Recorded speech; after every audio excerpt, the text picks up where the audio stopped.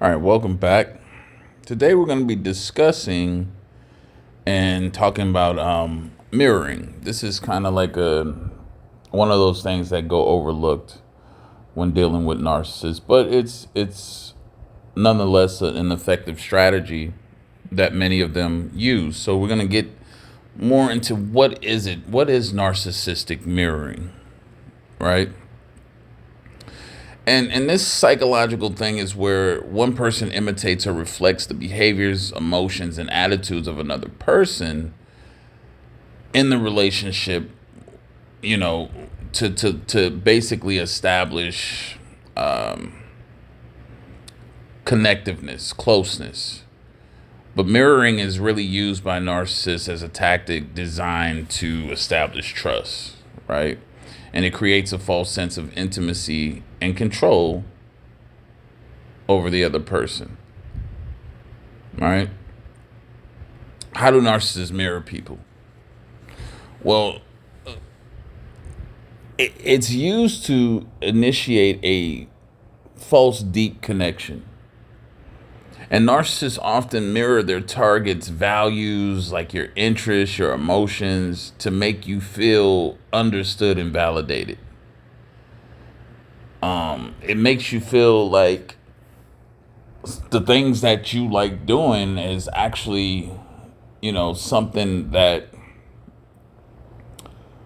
they can relate to and understand why. Like, let's say you have a certain hobby or whatever it is. The narcissist will go and research it, go and, get books on it or whatever, and they will start to learn that and then bring you certain interest points of what your hobbies are and make it seem like they're just as interested in it too. Like, not just a surface level. I mean, like, they go deep, like they're really enthusiastic about it, right? And so this makes you feel like, wow, like I got a new running buddy. They actually like what I like. And so there's nothing more, warming and welcoming than, feeling like you have someone that's deeply rooted into some of the same things that you like, right? And that's what starts to create more interest in the person and closeness, right? And so by reflecting your behavior and preferences, the narcissist creates an illusion of compatibility and mutual understanding. So this is what I was saying, where if people don't feel like they're compatible, it usually doesn't go very far. The bond just doesn't come together as well if you don't feel like there's compatibility.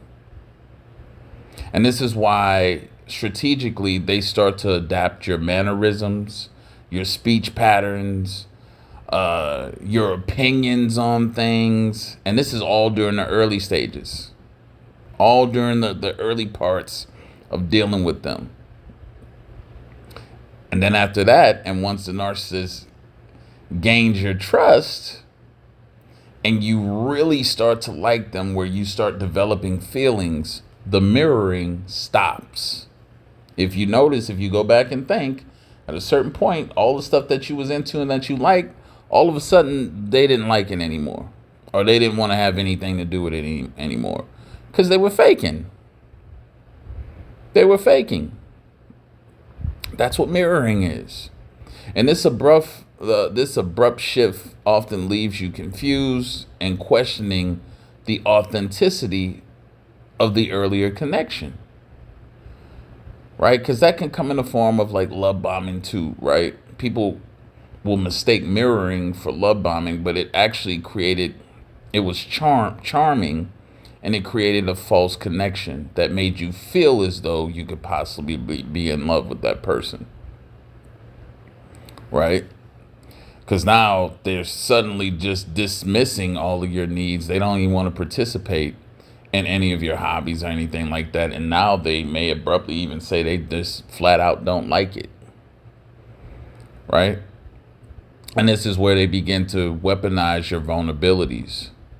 And through mirroring, Narcissists gather their information about your desires, your fears, and weaknesses, which they later use to manipulate and exploit you. And it's pretty effective, right? If you share that you fear abandonment, for example, the narcissist might threaten to leave. Like if y'all get into a heated argument, they'll threaten every time you get into an argument, they're leaving. Or insinuate that they're gonna go step out and cheat on you.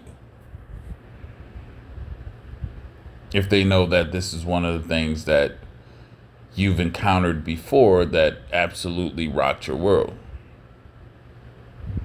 Right? So in romantic relationships or intimate partner relationships, in the love bombing stage, the narcissist mirrors your personality, your interests, and future goals to make you believe they are the perfect match. Who's going to want to get rid of someone who they feel is like their perfect match? All right? You might have mentioned wanting a family, and they instantly talk about how they've always dreamed of settling down, even if they have no such intentions.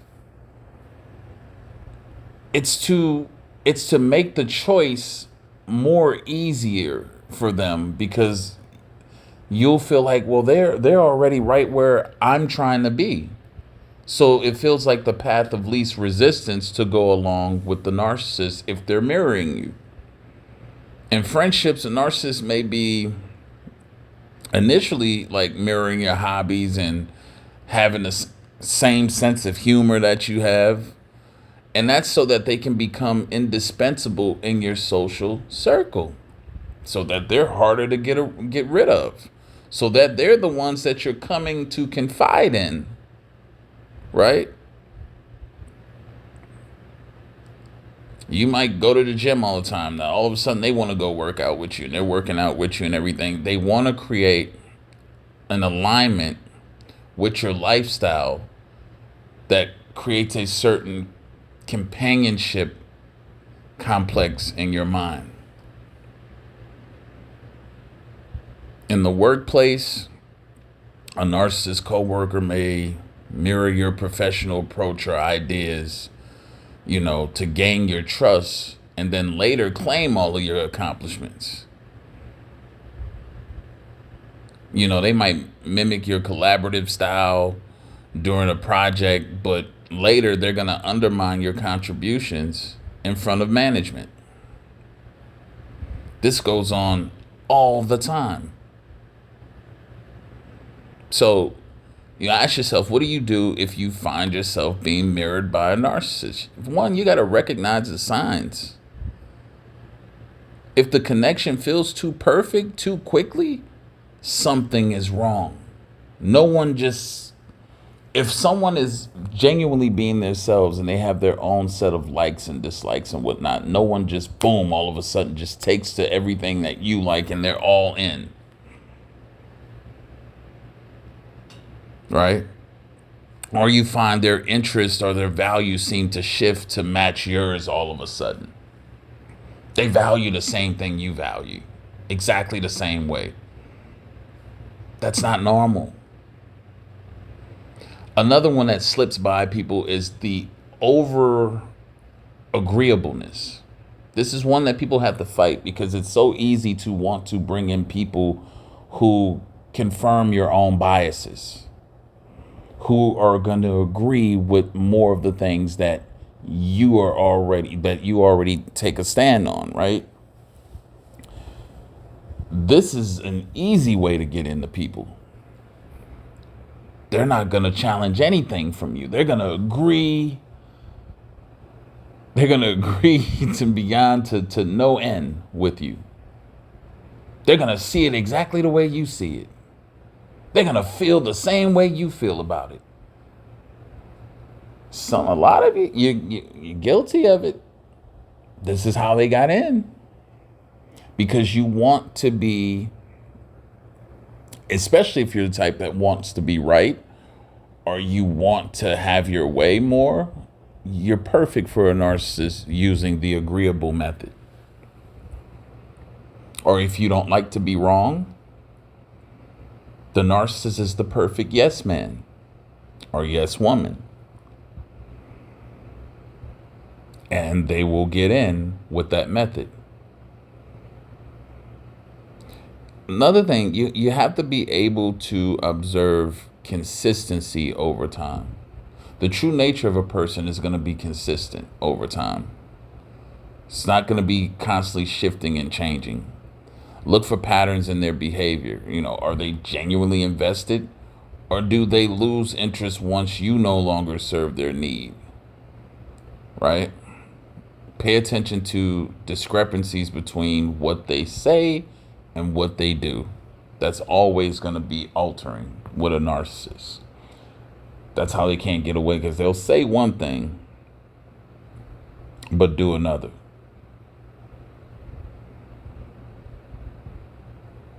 And that's a pretty consistent thing with them. Right?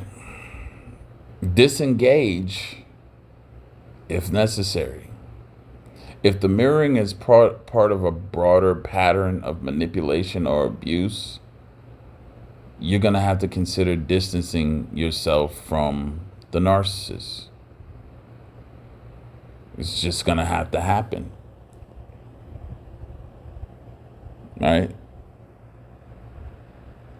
You have to understand that mirroring, when used by a narcissist, is truly basically a deceptive tactic to forge an artificial bond, eventually to gain control and manipulate you or others for their own personal gain. And all of these tools, folks, they're very effective. They seem simple, but within the human psychology and how, human behavior and how we respond to things, it's very effective in getting in where they need to get in. Like, if we really think about it, it's not like these are just, out of this world type of tactics and stuff. They're really basic, but it depends on your awareness of your own vulnerabilities. Yeah. Depends on how aware you are and how you handle these things. So that's all for this message on mirroring.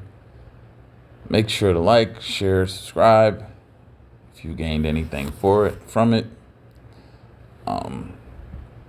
Try not to think too much into it. Just look at it for what it is.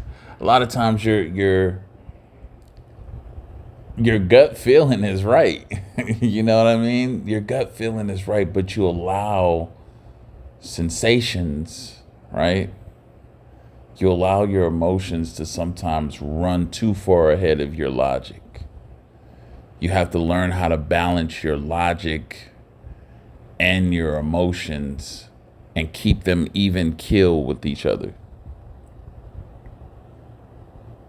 This is going to help you not get carried away in these, situations where you're totally unaware and get swept right off your feet by narcissists. All right. Thanks for listening. Till next time, have a good one. Stay safe out there. Enjoy yourselves.